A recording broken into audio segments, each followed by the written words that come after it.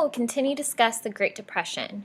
We're going to talk about the president's responses to the Great Depression, what was effective and not effective through Hoover and also Franklin Delano Roosevelt and his New Deal.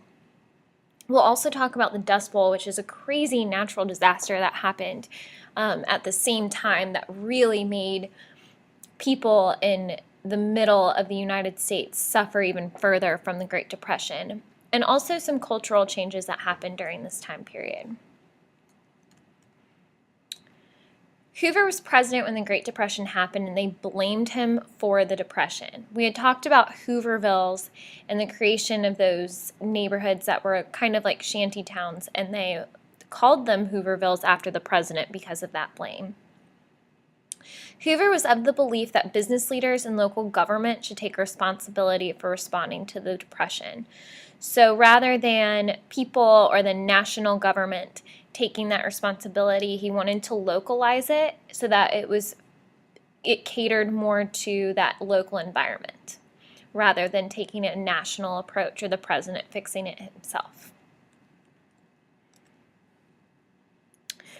Hoover encouraged businesses and local government to create public work projects to create jobs. So basically, during the Great Depression in a city like Raleigh, they would come up with organizations to maybe build roads, and then that would provide jobs and the local government would pay, not the national government. So there's two different levels of government where you look at local, which could be characterized by state or city or county, and then there's national government. So Hoover really wanted to put that responsibility on the local governments.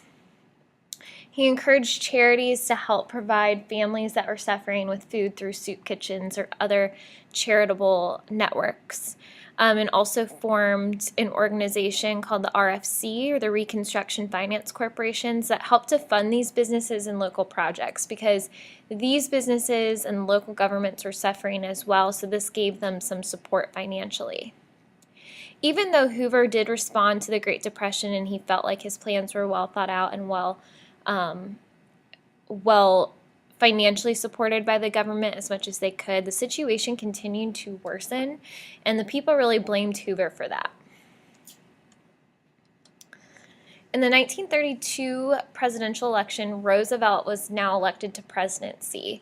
He pledged that he would offer a new deal that would cure the Depression, putting more of the focus on the national government in cooperation with the local government to help relieve these efforts. And Roosevelt put in a number of plans that he did talk about in his campaign. He actually put those into action. Roosevelt immediately declared a bank holiday. So that halted bank failures and then created a Banking Relief Act. So he thought by really pushing the banking aspect of this issue that it would help to clear up some of the financial accountability and also that confidence in the banks. They needed the banks to build themselves back up to something that people could trust so that they could go into business again. Roosevelt also communicated with the public about what he was doing, the problems that they were facing, why they were problems, and how they were going to fix them through fireside chats. At this point, a lot of homes had radios in their houses, and he would communicate through these radio talks. And this was something that hadn't really occurred before, where the president spoke to the people as if they were a partner in this aspect. He wanted to communicate with them what was going on with the country, to maybe not spread miscommunications. So this is something that the people really liked about Roosevelt. It made him very personable and made them build a trust with the president. So what was this New Deal that FDR campaigned for? The New Deal had three parts. One was job relief to help out people and help them find jobs so that they can make money and spend it to keep the economy going. Another was economic recovery, and then also reforming the economic system. Since it did break in the first place, they needed to put measures in place so this wouldn't happen again. First, let's take a look at job relief. FDR created organizations that created job opportunities. He created a lot of organizations in the New Deal. They're sometimes referred to as alphabet organizations because of all the acronyms with the letters that you'll see after the organization. So 3 of these organizations that created jobs were FERA, the CCC, and the WPA. The Federal Emergency Relief Administration granted funds to states to reopen closed relief agencies. So many states didn't have the money to have these agencies that would help people find jobs, help people find homes, feed people, house them, that were really, really in strife. So he gave money to those states to open those agencies to try to pick people back up and build morale, and also give them that support they needed. The Civilian Conservation Corps hired people to work in national places, so like national parks, forests, anything outside. So there are 2 parts to this. One, it would help to make the country into a place where people want to tour, and that provides some economic stability. But in the meantime, they were hiring people that didn't have jobs and giving them money to do these things. The Works Progress Administration, the WPA, hired workers to build or repair public buildings. So once again, fixing something that our government needed, but hiring people to fulfill those roles. The big question here is how's the national government getting this money? And that's what a lot of people questioned who maybe challenged FDR. So economic relief was another big aspect of the New Deal. How are we going to help the economy recover? So once again, we have the alphabet organizations. The National Recovery Administration kept prices stable, so there wasn't a strong rise in inflation, so people could actually afford to buy things once they gained employment, and boosted employment by creating rules to protect workers. So like labor unions in the past protected workers' rights, the NRA helped to preserve those. They also did raise some prices on things that had dropped so that companies would make money, but not to the point where they would be too expensive to spend. So creating a nice balance. The Public Works Administration, or PWA, created jobs while improving the country's infrastructure. So similar to the Works Progress Administration, but this is looking at roads, bridges, things that would get people traveling to other places in the country, also increasing tourism. The Tennessee Valley Authority, or TVA, built giant dams along the Tennessee River in order to control flooding. This also provided cheap electricity, so similar to the Hoover Dam, moving it to an area that was one of the most harshly affected by the Great Depression. This increased jobs within that area and also created a cheap source of energy that people could afford and use.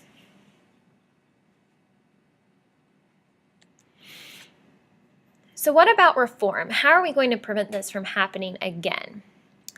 Here we go with more alphabet organizations. The Truth in Securities Act required organizations to inform the public fully about their stocks.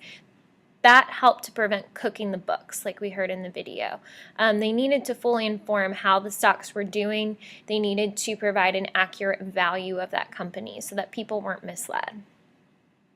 The Federal Deposit Insurance Corporation, or FDIC, and you may have seen this acronym before at the bank, protected bank depositors. So you would be assured that if you deposit money that you would be able to get that money back at some point in time. This raised confidence in the banks and allowed people to trust them again to hold and keep their money safe.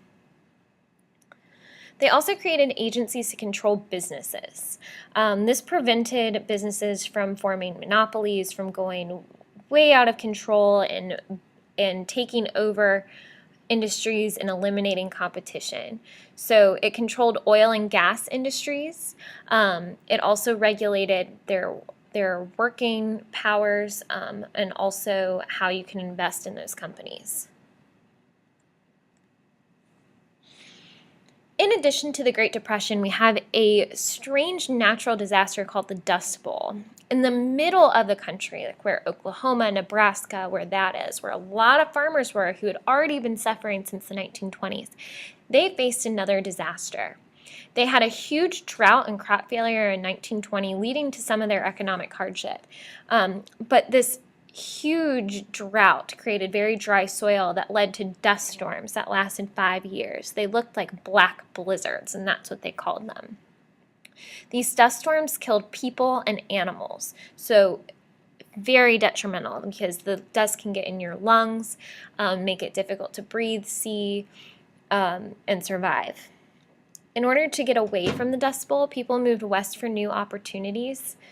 They thought California would offer them a lot, but they found that poor conditions were still in California as well. They had that farming industry there that suffered just as it did in Oklahoma and Nebraska. They got the name as Okies when they moved west, and this is kind of a cultural aspect, not necessarily a positive name because people in California thought they were coming to take their jobs, but it is part of that culture. Here are some pictures of the Dust Bowl showing the suffering of people. Also, this is a real picture. That is what it would look like outside. Some of the headlines from the papers, a car buried in soil and dust that had been brought up. The Dust Bowl happened right here in this dark location where Oklahoma, Kansas, Colorado, a little into Nebraska, some of Texas and New Mexico are. So a very dry area already, and to have that drought, you would see an increase in crop failure and a loss of almost everything you have, similar to what a tornado would do. So what was the cultural response to the Great Depression? How did the culture change of the United States? We see a change in entertainment through literature, art, movies. A lot of it focused on the struggles of different aspects of the 1930s. The Grapes of Wrath, which is a very famous novel by John Steinbeck, you may have heard of him before. He wrote The Red Pony. He wrote about the miseries of the Dust Bowl, and it told the journey of a family traveling west. Also, a number of artists and photographers used the Great Depression for a theme for their art. This picture right here is by Dorothea Lange, and some of the pictures in your photo analysis were also by her, and they showed the strife that people faced. Also, murals, paintings depicted that feeling of the economic impact on your emotion. Some movies dealt with the social problems, like The Public Enemy is an example of one that really showed the impact on society that the Great Depression had. We also have the development of ways to forget problems and kind of mindless television, a lot like what we have today. So this is where you're going to see Mickey Mouse entering the TV world, and also King Kong, a very famous movie about that very large gorilla in New York City. So also some things to try to distract people from what their reality was. Here's a picture of Dorothea Lange taking photos. Grapes of Wrath, like many major books, became a movie, and so here's a movie poster of that. And then also the original Mickey Mouse. That's all that I have for you today. This wraps up our notes for Unit 8, so make sure that you took them carefully and that you're studying and using them